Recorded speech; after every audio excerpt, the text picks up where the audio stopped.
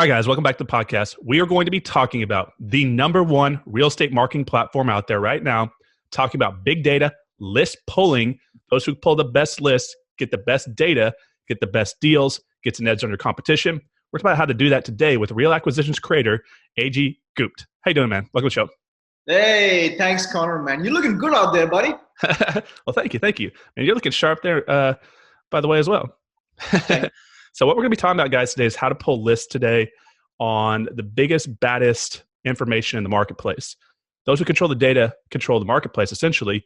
And Real Acquisitions allows you to pull very high-powered, detailed, targeted lists, multiple variables deep. We'll be talking about which lists are performing well, which lists AGCs get pulled the most, and then kind of his own preference on which lists he thinks you should be working. So let's talk a little bit about Real Acquisitions here. Very powerful software, expanding all across the country. And let's kind of talk about what you've created, because this has been the game changer for a lot of real estate investors I know. Thanks, buddy. Hey, thanks again, Connor, for having me on the show. I'm a big fan. You've created a monster out there with Investor Army. I do want to kick off by telling you guys about this event that we are so pumped about, and so appreciative that Connor has taken the time to be one of our featured speakers. The event is coming up on January 29th, next Wednesday in Houston, Texas. It's going to be a kick-ass event, and it's going to be the number one most popular real estate marketing platform, and speakers coming into town. There's going to be Connor. There's going to be many other people coming and talking about one thing only, which is sales and marketing in the real estate space. So if you are a real estate professional, you cannot afford to miss that event. Check it out. And again, Connor, thanks for coming and talking to our audience out there. Yeah, I mean, give him a little shout out back to you, because last year, or was it last year or was it the year before? When I spoke last year, man, time flies by. It seems so long ago, but it's just been a year, I guess. I was thinking, I have gray hair now. Yeah, me too. I was thinking it's going to be like 100 people at the event. And I walk in, there's like 500 people, and I was like, holy crap, I should prepare more. I'm just kidding. No, but I'm going to bring a great speech on YouTube marketing, how to grow a business through YouTube, and talk about some other lead generation and ways to blow up your real estate business. But yeah, guys, on the 29th, if you're in Houston or you want to fly down, go check it out. Now, let's talk about Real Acquisitions here and how powerful this is, and why it's a central location to pull really strong data, and how you can overlap lists. Because I think that's where most investors struggle, is the data they pull is either highly saturated, or it's old, or it's just not what they need to be pulling to really go after aggressively. And if you don't have the confidence behind the data that you're pulling, you can't pull the trigger with that marketing dollar, and it holds a lot of people back with that fear barrier to strike that check, or let the credit card go, I guess you could say. Yeah, tell me about it. So Connor, Real Acquisition started in 2009, and the actual product was launched in 2010. And our main desire was to create a monster product that will solve the number one problem, the number one sales and marketing problem that real estate investors have, which is quality leads. And we have been the absolute number one in that business since 2010. There are a lot of companies that have come and gone, some claim to do what we do, but no one does what Real Acquisitions does, which is, number one, we're the only real estate marketing company in Texas that has direct licensing agreements with many county databases, with tax assessors, with MLSs. Without getting into the spunk of things, we have absolute direct access to a lot of these direct lead sources. So number one, we're able to get you the lead the moment it generates, number one. Number two, the second thing that we do very well, we have been doing since 2010, is the concept now called as lead stacking. Where you take one lead, which has one problem, you stack it with number two, number three, number four. A lot of people have been claiming to do that. We've been doing that since 2010. And I'll talk to you briefly about how we do that, what's the power in that, but that's the second thing we're known for. The third thing we're known for is obviously ability to provide you direct access to various MLSs across Texas, one single place where you can access everything. And again, in a nutshell, if you ask me from a lead generation standpoint, where does Real Acquisition stand aside, heads and shoulders above anybody else? It's probably in our ability to get you the leads that are most relevant to the time. I'll give you an example. We probably are familiar with your audience. I don't know, 75, 80% getting started in real estate. The one place where everybody wants to start in real estate lead generation is foreclosures, right? Foreclosures and pre-foreclosures. And if you have not heard this from anyone else, let me be the bearer of bad news. That's a worst place to start. Because I'm serious, because you and everybody else in town is looking at those 800 leads getting generated every single month. So what we do best is we tag or find those leads that are 2 to 5 years away from being on a foreclosure list.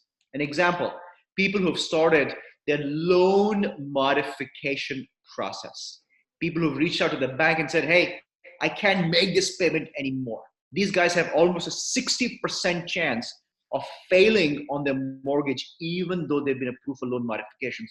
Divorces, HOA liens, hospital liens, people who are in income tax trouble, people who are in tax judgments or lawsuits for non-payment of property taxes.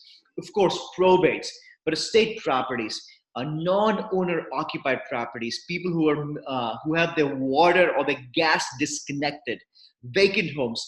So many things that we provide to our list. And as the time progresses, as this podcast progresses, I'd love to talk to you about what we do, what some of our top clients at Real Acquisitions do. That's a little about Real Acquisitions. Well, I like a man who's confident in what they do, and you should be, because you built a great company over there. Let's talk about list stacking. You listed a number of lists right off the top of your head right there that you guys offer. One of the big problems is, kind of what you mentioned with the pre-foreclosures, foreclosures.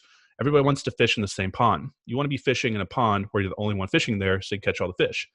And also, you want to be marketing or fishing in a pond where there's big fish or greater likelihoods that you catch the fish. And by doing this, by increasing your chances, you can do this by stacking lists on top of one another. For example, let's say you're marketing just to a divorce list. That's great. That's one level of motivation. That's one life event that creates motivation. But what if you marketed to a divorce list and a pre-foreclosure and this and that, and you start layering? So talk about your list stacking ability and how, and we're going to probably put below this video, guys, a little quick walkthrough behind the scenes of Real Acquisitions on how you can do this list stacking so you can kind of see it visually and how quick and efficient it is. Okay, so I'll show you the following example. We'll verbalize it, then in the video below, you'll be able to see what I'm about to talk to you about. Imagine the following 5 ways of stacking a list. And I'm talking about live data, guys. I'm not talking about getting 5 separate lists and then doing some shenanigans to find out the commonalities. I'm literally talking about checking 5 boxes and creating a live list as we speak. Step 1, identifying which are the hottest zip codes in your local market. It could be because of inventory, it could be because of low days of market, or it could be because changes in price per square foot, whatever. So you identify, step 1, the most desirable, the hottest zip code in your market, step 1. Step 2, in that zip code, I'm gonna go ahead, identify all the single family homes built between 1980 and 2000. You know why? Because that's the most desirable year range that landlords like buying in right now. You have a property in that year range, and man, it's gonna fly off the shelf like that. So single family homes built between 1980 and 2000. Number 3, homes that are absentee owner occupied. The owners don't live there. So these are either landlord properties, accidental ownership properties, or there's no emotional attachment essentially between people who live in these homes. So the transaction is much smoother. Number 3. Number 4, we're then going to say, eliminate from this list any property that is listed on the MLS. If any of these things is listed on the MLS, don't even waste my time. Number 5, we're then going to say, out of all these properties, show me people who've owned these properties for at least 15 years or more. You're already down to a few hundred. And then we're going to come up and say, now start adding individual distresses. Show me properties that have unpaid property taxes. Show me properties that have a tax lawsuit. Show me properties that have a judgment against them. Show me properties that have an actual mortgage foreclosure listing on them. Or show me properties that have a probate against them. show me properties coming up for a mortgage foreclosure, and on and on and on and on and on. And my objective is to get down in this neighborhood, for example, from over 20, 30, $40,000 homes. I'm sorry, 10, 20, 30,000 homes down to less than 5 homes. So we have taken list stacking to a whole different level, as you'll see in a couple of minutes. And with these 5 homes that display all these traits and all these characteristics, my objective is to then do what? With one single click, which you, by the way, can do on real acquisitions, you can do a skip trace. We're going to charge you for the skip trace only if you're able to successfully pull the data. We'll give you cell phone numbers. We'll give you landlines. We'll give you emails. We'll give you social media profiles. So what do you do with these guys? You send them a direct mail. You send them a postcard, or you do what I like doing. You send them an actual FedEx letter. Nice, professional, cost me $1.69, but I send them a letter in a FedEx envelope. I ping them on Facebook through Messenger. I send them an email. I send them a ringless voicemail on their cell phone. I send them a little text message. I send them a cold call. And if the deal is sweet enough, Connor, I knock on the door. I think you need to add one more feature. You need to put a tent on there, because if I get that much data, I'm going to put a tent in the house. Pretty much. I have 5 restraining orders again now. No, but you guys can understand how powerful it is when you have this type of data. Now, it is a little bit. So how does okay, so I know a lot of list services, when you do more variables, the cost goes up. How does that work? How does the cost system work? Let's say they start pulling these different variables. Is it going to blow up towards $1,000 a lead, or how does that work? Flat fee. One flat fee. We charge people about $1,700 a year, and you can do as many searches as you want, guys. By the way, you are right. I've been told by many investors that we are underselling these services, and we need to add prices to filters. But as of now, at least we have not done that. Things may change in the near future. A lot of friends have been coming and telling me, the guys, you're giving away this valuable data. But as of now, you can simply come in, add these stacks, and you can narrow it down to these super, super, super motivated 5-6 people. Very powerful. Yeah, when you also have the confidence of knowing you have good data, you get more aggressive with your business and marketing toward the individuals. Now, what is the most typical list you're seeing be pulled right now? You get a lot of data behind the scenes, kind of like people asking about the YouTube channel. I get to see the data behind the analytics. The more data you have, the more you can kind of step back, audit, and look at what's happening and adjust your strategy. What is the most common list being targeted right now that you're seeing? And does that answer that first, and I'll ask you another question after it. So in full honesty and disclosure, we deliberately do not look at that data. In fact, I've put systems in place where there is a level of almost discreteness in the data being pulled by the investor and us. Interesting. And that provides a level of confidence and confidentiality to the investor. Plus, what it also does, it also gives us an ability to not look at hearsay. Because here's the reality. And I've learned this having been in the business in the last 10 years. What the masses are doing is not necessarily always correct. Sometimes you can look at what everybody is saying, oh, that must be the right thing because everybody's doing it. I've learned that's not usually, actually, that's never the case. It's completely the opposite, right? People are doing zig and you should do zag.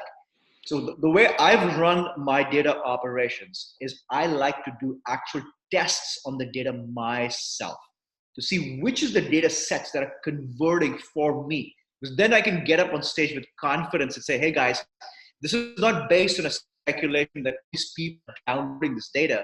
It's actually literally based on the fact that I downloaded this, I did this, and this is what I have. And I know for a fact that you'll ask me to get into some actual case studies. We actually will. We actually do something better. I'll actually show you a house, or show you the house that you're sitting in that came from this data. It did. It came, and you've been to this house, Connor, right? It's a badass house. There's a this what house is it, like a full length pool right when you walk in the front door. Go jump in the pool. Let's get some views on this thing. It's a little dark. Let's see. Here's my. That's what good data gets you guys. You buy a lot of houses, you can buy a nice big house. And this is no BS. It makes me proud to see that one of the things that we do as a real estate investor is we build homes, we build luxury construction. And I'm proud to say that majority of the projects that we do as luxury builders are our own sourcing of deals. We don't buy them from agents. Well, we have bought some from agents, but majority of are coming from agents. This, by the way, is my full-time assistant. She does not let any bad deal get through the doors. Hey, hey, I remember you. So let's talk about different lists for different things here, because if you're flipping houses, or if you're developing like you are, versus if you're a cash flow investor, you're going to pull a different list for different reasons to target those specific properties, which is why I like what you're doing. It gives you the ability to really dig down deep. Let's talk about a traditional, maybe like a cash flow rental property type of list that you pull, and then we can talk about some of the case studies you've done for your business and kind of break those down as well. Sure. So one of my favorite topics to talk about, Connor, is this concept of location-based marketing. So many people are under this misconception that there is one particular type of list that works better than another kind of a list. But the reality is, and that's what I was getting into when we don't look at somebody else's data. We do what we do, and then we speak from confidence and experience, is that you have to understand what the list and what the message, that your marketing message needs to be specific to a location. So let me tell you a brief 2-minute story.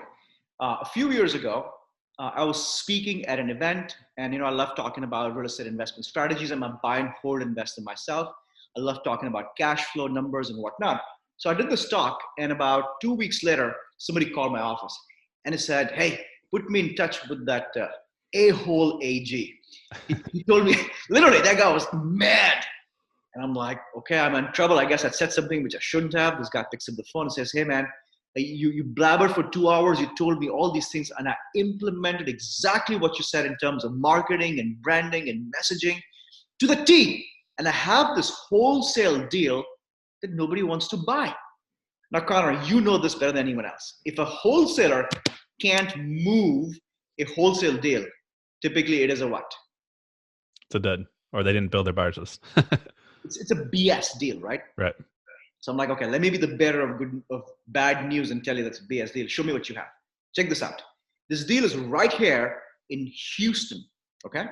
It's a duplex. Each side rents for $950. So total combined monthly rent of $1,900. Now, statistically, in good markets like Dallas, Houston, whatever, we should follow the 1% rule. So for a property grossing about $1,900 in rent, the market value should be somewhere around $190,000, right? This guy sends a deal along, and he also has an beautifully itemized repair estimate on his marketing of $20,000. Property needs $20,000 in rehab. He's asking for $72,000. So all in, basically, is $92,000. Why wouldn't the deal move? And many investors looked at the deal and they wouldn't buy it. You know why? Because so many of us have drunk the Kool-Aid on that 70% ARV minus rehab nonsense. They were so fixated on buying a property with 70% ARV minus 30%, that they forgot to see that it's a cash cow. Here I can be all in at $92,000, fully renovated, fully done duplex in the heart of a city that's producing $1,900 in rent, grossing. I mean, you will net approximately $800 to $900 per month after PI, TI property, maintenance and management on this property, and nobody would buy it. You know what I did, Connor? Bought it. Exactly. I bought that property. But you know what else I did? I bought 5 more in that duplex complex. And you know how much I paid? 100% ARV. I paid $92,000 for those properties. That, my friend, was an example of an underappreciated market segment. That subdivision, not that zip code, not that ginormous market area, the teeny mini subdivision of, 700-800 homes had just not gotten up. The rents were significantly higher than the market value. So if you ask me about cash flowing properties and landlord properties, all you need to do, guys, is log into a software like Real Acquisitions and look at the parity of rent versus market value. Simply go out and say, which are the areas where, as a function of rent, I'll be paying the least amount of money. That's as simple as that. And you will be surprised how many times you will identify these little subdivisions where you have a 14%, 16%, 18% gross yield deal that are hands down any given day cash flowing, beautiful opportunities to keep. So that's from a location specific standpoint. Now, think of it from a rehabbing standpoint. Why do so many rehabbers stumble upon finding the right deals? You know why? Because when they market, they never do the analysis between the differential of, so how should I say this? Most rehabbers don't have their acquisition numbers worked out in the reverse. So as a builder, I know exactly how much my end product is going to cost me to build. My cost of construction ain't going to change. The only variable is the price of land and the ARV, the after repair value. So if I understand my ARV, the sales price well, and I understand my cost of construction well, all I need to do is run my system consistently for land that falls below a certain specific price point. They never become experts in an areas where I'm trying to tell you. If I today meet a rehabber and say, okay, man, which part of town do you specialize in? So, well, we do all over town. There you go. Right there, it tells me that that rehabber is not an area expert. You find me a rehabber, a builder who is an absolute number one at his game, and I'll show you a guy who understands a very small segment of the market and owns that segment of the market for 2 to 3 years. Right. Most of my successful rehabbers and builders don't leave a small subdivision for more than 2 or 3 years. Stick there. Every street, every agent, every wholesaler, nothing moves in that subdivision without the knowledge of these guys. Right. And when you find one of these little prime hunting areas, you should blanket it and really target it well. And I actually had an individual leave a comment on a video we put out today asking about wholesaling and wholesaling land. Some of the biggest wholesale deals I've known done were on land deals to developers. And so this is a strategy for you guys. You shouldn't just be looking for houses to sell. Think about all these scrape properties, lots of high price per square foot range areas where you might have 1960 houses. And what they're usually doing is they're running the comps on a 1960, 1970 house. They need to run the teardown value and the rebuild value for 2015 to 2020 house. Is this what you're doing down there in Houston? You doing some of this? Yeah. No, so again, each builder is own, right? So my specialty is $270 a square foot and higher price point on the after repair value. So there are only certain subdivisions, certain parts of town, but that kind of product will sell. But on a separate note, am I allowed to give like a super sexy tip to your investors? They're gonna have to pay for it. I'm just kidding. Go for it. Okay. If you guys want to know the most qualified and highest paying builders in town, join your local builder association as a vendor. Instead of paying $300, $400, $500 to all these crazy real estate events and these million events happening across town, most local builder associations are $200, $250 a year. And for that, you can become a vendor to your local. Like, for example, the biggest builder association in Houston is GHBA.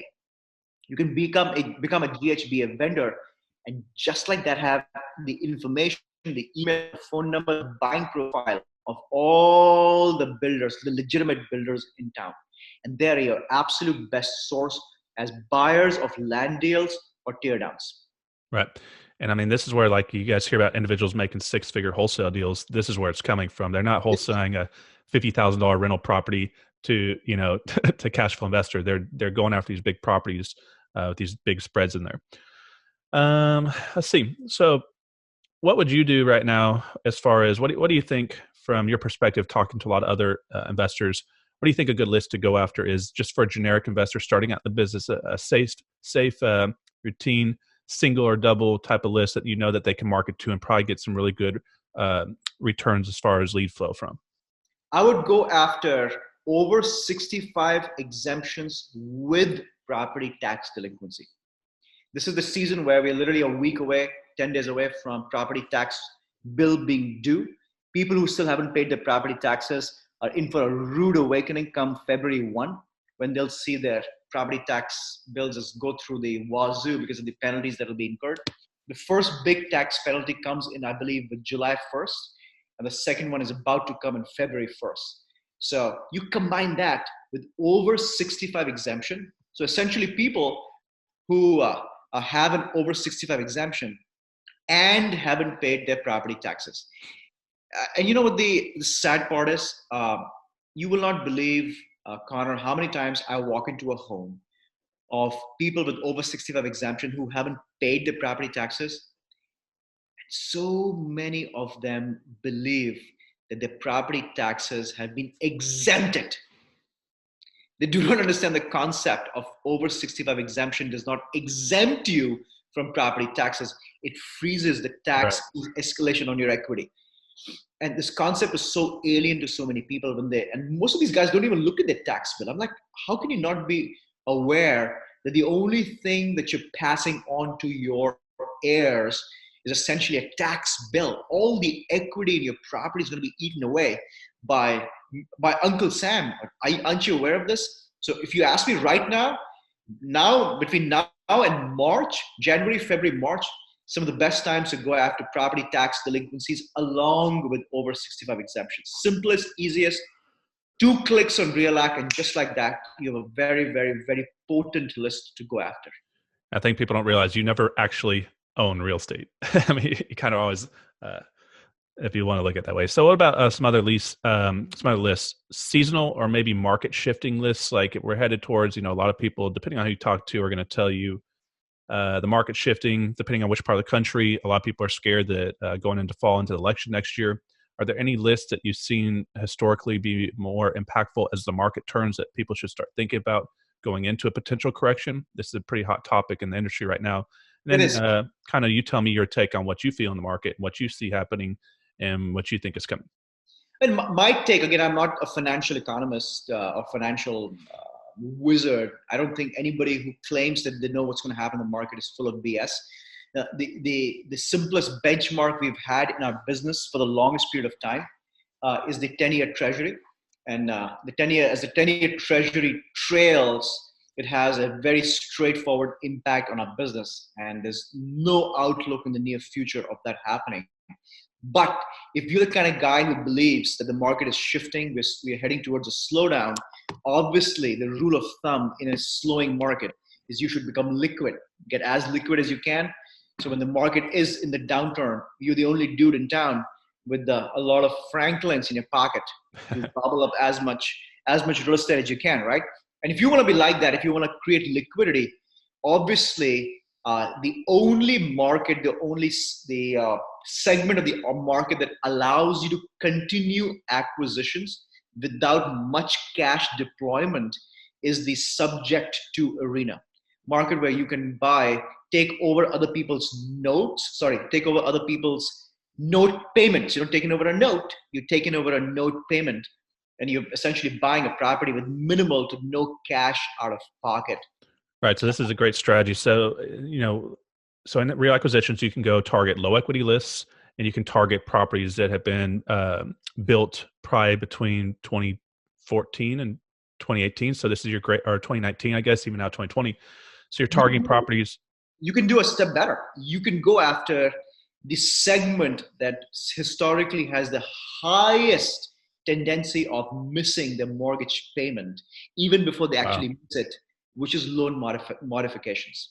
People who have applied and gotten approved for loan modification, as I said, have almost a 60% probability of failing on the mortgage within 24 months. That's probably the best list to go after for subject to. Not only because of that, but think about this.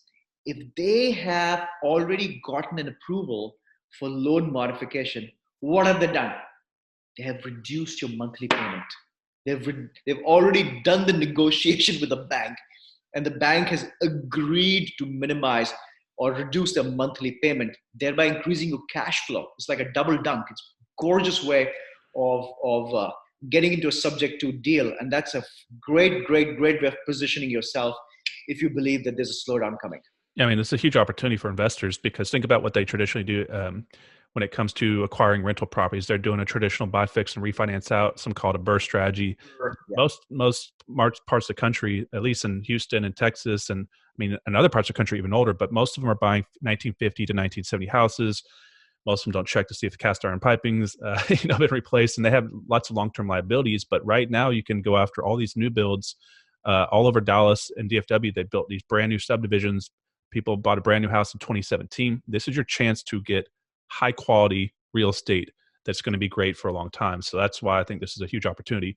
The beauty is to add to what you just said, Connor. A lot of these loans written out in the last 3-4 years, very low interest loans. I mean, you could be taken over a 3%, 4% note payment, which is great. Right. And so kind of going back to what you're saying before, it's about the cash flow. And a lot of people are going to say, well, why would I take over a property if there's no equity in it? And it's because it does cash flow, but also maybe you want to talk a little bit deeper into the process sub two on where this is not going to be such a risk or liability for them. Yeah, and what Connor basically is talking about is that not that we want to, but this is basically a non-recourse loan, right? You're not really signing any personal guarantee, and if the market does shift and you have to walk away, okay, you have to walk away. I mean, again, you don't want to do that because there is somebody else's credit online. But as an investor, that does give you that little additional security that this is probably the cheapest form of a non-recourse loan where you're not doing any personal guarantee and getting into this this loan. And I will add one more thing, Connor. A lot of people misunderstand the concept of equity and cash flow in context of subject twos. There's always two other reasons for doing subject to, even if you don't have equity, even if you don't have cash flow. Number 3 reason for doing a subject to is amortization. You will find many a times, and again, it does happen many a time, where when the market adjusts or the people do a loan modification, sometimes the equity is eaten away. And the process of equity getting eaten away, they may or may not have any cash flow by the time you take out the PI, TI, and you put it again as a function of rent. So no equity, no cash flow. But many a times these loans are 17, 18 years amortized. So somebody brought a deal to me the other day, 12% interest rate. After I rent the property and I service the PITI, it has like $25, $30 worth of margin left. Equity is hardly anything. When they did the loan modification, they basically ate away all the equity. So again, same thing, right? AG, nobody's buying this deal. What do I do? What do I do? I'm like, hey, I'll buy it. I'm like, okay, why are you buying it? I sign the assignment, then I'll tell you. It was an 18-year amortized loan. Even if the payment is at 12%, who cares? Literally every single cent that I'm making in the payment is going towards paying the principal off. Right. It's like somebody giving me a 0% interest loan. Great. I may be in a negative cash flow for 2, 3, 4, 5 years, but guess what? It's like somebody giving me a 0% interest loan to take over another property. I'll do that all day long. Right. Very powerful.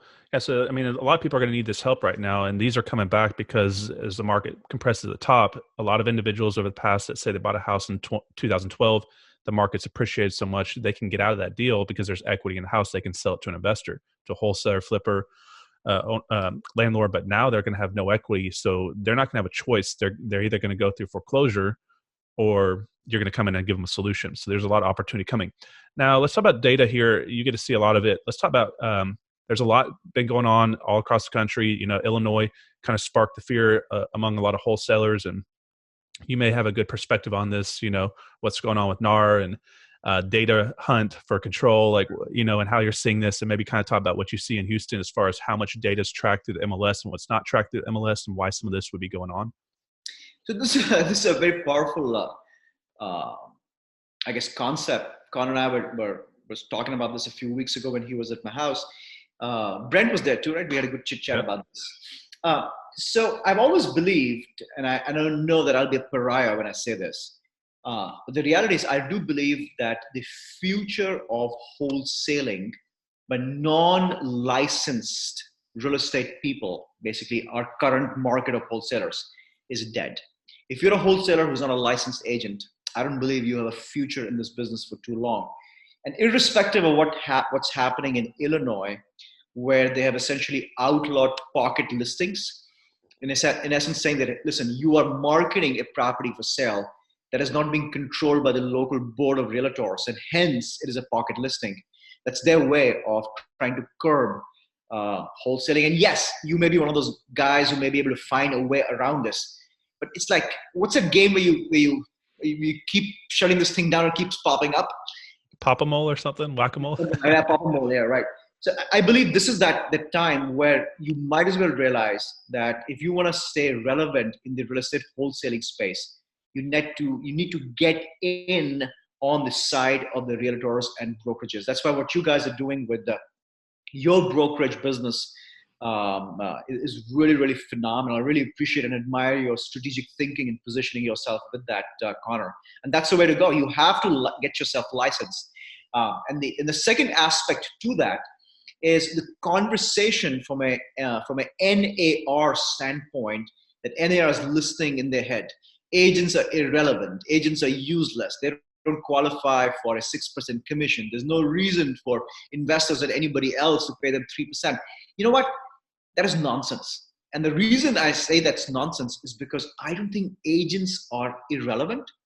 I think agents are not properly tooled. If I was NAR, I'd be investing my time and my money and my resources in teaching and educating and retooling, especially the listing agents, because that's where the majority of this bickering is. If listing agents are useless, why can't I list my own property and sell it? All these guys do is list it on the MLS, yada, yada, yada. But the moment you retool your agents and teach them basics of a distressed property asset class, and I'll tell you why that needs to be the case. But the moment you teach these guys, okay, I'm an agent, can I walk a home? I'm not holding you to a higher standard. All I want to know, Mr. and Mrs. Agent, that for this non-pretty home, what is an itemized approximate estimate to get it up and running and in good shape? What are the other options that I have, Mr. Agent, of fixing this home myself and listing it on the MLS? Can I sell it as is to an investor? What are the options of becoming a player? If I want to sell this home via seller financing, how do I do that? If I want to sell this home to an owner occupied and let him take his mortgage, assume a mortgage, what are the options? All of these different things. And again, I'm not going to ask an agent to do all these things immediately. But the retooling of the agent to educate them on the arrows that you and I carry in our quiver, all these creative deal structuring that we do in our structure, in our deal making, and we make 10 times the money that an agent would make. The agents need to be taught legitimately how to do those things, and they need to be taught with the supervision of the local realtor association. They need to be taught with the local TREC equivalent. I don't know if there's a TREC national equivalent or not, but in a federally regulated controlled organization that says, hey guys, as an agent, here are the things that you can do that an investor does that it's okay for you to do, and follow these protocols and follow these standards. Which leads me to number 3. I'll give you a simple example to make you realize why it is important for an agent to retool, redefine, re-educate himself. I'll give you an example of Houston. In Houston market, which is a very typical, decent-sized residential market, we are closing about $3 billion of residential real estate per month. Dallas is a little higher than Houston, by the way. $3 billion of residential real estate per month is being closed in a market like Houston. But do you know this? These 3 billion transactions volume is represented by, give or take, approximately 7,500 closings. All right? So keep this on one side. Juxtapose this with the second stat that I'm about to give you.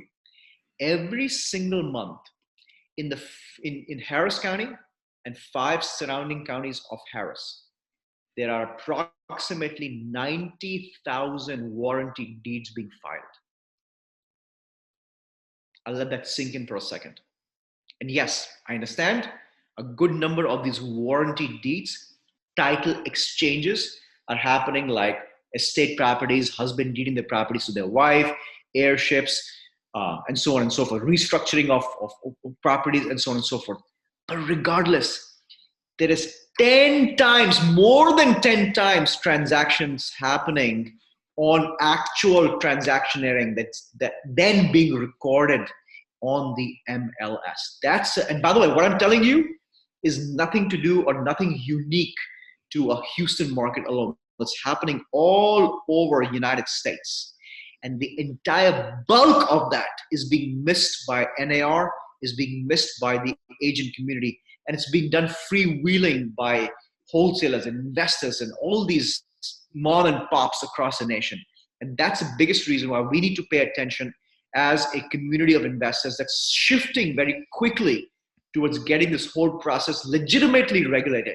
I'm not a big fan of regulation, by the way, but I do believe that there are things happening in a space that are absolutely nonsensical, with wrong disclosures, with improper information being shared with homeowners, with improper information being shared with first-time investor buyers, and all of that is bringing a bad name to our industry. Real estate gurus and teachers are not doing anybody a favor. There's a lot of misinformation being spread out by these guys too. So it is time that we get NAR, TREC, organizations like these come together and legitimize wholesaling, put proper structures around our business. Yeah, a lot of people are going to be unhappy about it. I actually think it's going to be a great thing. I actually have a 4-part video series I filmed already. I'm not sure when I'm going to release it because it's going to be a little controversial, but people know I like to do it, man. Be the voice of reason. I mean, I basically go through in the first video and talk about all the different types of wholesaling, the different perspectives of each one. We go through just assignment of double escrow, what people consider JV or co-wholesaling, virtual, and I break them down. And then the second one, I kind of talk about a little bit more in detail about what's going on, why I think some of the reasons they're going to get rid of these. I think about a lot of families are getting hurt. Think about someone who's going in foreclosure, new wholesaler goes to a guru, watches a YouTube channel. They have $100K in equity. They promise them they're going to get them the house sold. They keep delaying 4 days before they cancel, terminate. Back out. Same thing's happening with, the sequence of closings. Let's say I come to you and you're trying to buy your dream home. You finally got it. You're moving into a new market. Your kids are starting school. You need the equity out of your current house that you're selling. I'm telling you, you're going to get that. And I fail to do what I say I'm going to do as a wholesaler. This closing gets messed up. You lose your earnest money. So there's lots of reasons why this is getting messed up, as well as the preying of the new investor, the one-tap wholesaler, meaning they're getting what they can out of someone who doesn't know how to run their own numbers. So lots of problems with it. Yeah, and it's little. I'm ashamed to tell you that I see a lot of these things in many legitimate large real estate clubs that are getting into, or almost like brokering these deals, where these new club members are paying 105%, 107% ARV of a deal because the future value of this asset is going to be so and so, and blah blah blah blah blah. What nonsense is that? And I don't really think there's anything wrong with the wholesaling business. And I've come back and forth on this, different shoes at different days looking at it. But, when it comes to that, there is a little bit of self-responsibility. In my opinion, it's like some people should run their own data, but they also don't know what they don't know. And they get in, and it's these big companies, and we're not going to name names. They're kind of coming as a professional standpoint, and they have 20 people to showing. They're assuming that how could this be something that's not legitimate? So, exactly. It's tough because you should say that, homeowners should be doing their own due diligence and shouldn't sell a house for less, than they, without having the data. And then same thing with someone buying it, but the world has no personal responsibility. People act and then they want to complain later. And sometimes people need to protect themselves against themselves. But also I think it's going to be great for those who it's going to make the barrier stiffer to get into the industry, and it's going to give in my opinion, real investors that are putting money in closing on properties, it's going to make it easier for us, put that way. Honestly, Connor, I think it's going to make the barrier lower. Think really? about I do believe so. And when I say barrier lower, that does not mean the standards are lower. We're able to deliver good or higher standards, but we're able to deliver them to every single person out there. And, I used to work, without, again, getting into names, I used to work for one of the top firms in the nation, making six figures. At that time, 2002, 2003, if somebody had come to me when my wife and I were dual income, no kids, and we were thinking about doing all these, what is that silly thing called where you put money for a college fund, 5 or something. I haven't even looked at the nonsense in a long time. But the state funds where you can fund this college fund, and if this child graduates and decides to go to college, you tap into it, whatever. But if somebody had come to me and said, AG, listen, I'm going to help you identify the single family home. It's right now $150,000. You pay full market value for it, $150,000. You pay 15%, 20% down on the property. You buy it on a 15-year amortization. And instead of making 12 payments a year, you're making 15, 16, 17 payments a year. So overall, per year, you would come out maybe $7,000, $8,000 negative cash flow in the property, which is what I would have put in my child's education fund or my retirement fund or what have you, right? But guess what? In 8 or 9 years, AG, you will have a completely paid off home that is inflation proof, has nothing to do with ups and downs of the market or some broker sitting somewhere making bad decisions that will impact the value of a property. It's a hard asset that you now have completely paid for. And what a phenomenal investment opportunity it would have been for me and my wife, who knew nothing about real estate. Why is it that those standards don't exist in a market today? Why is it that there is no brokerage that makes this decision, this process, as simple as going to Amazon, dragging my rental home and my property and clicking a checkout?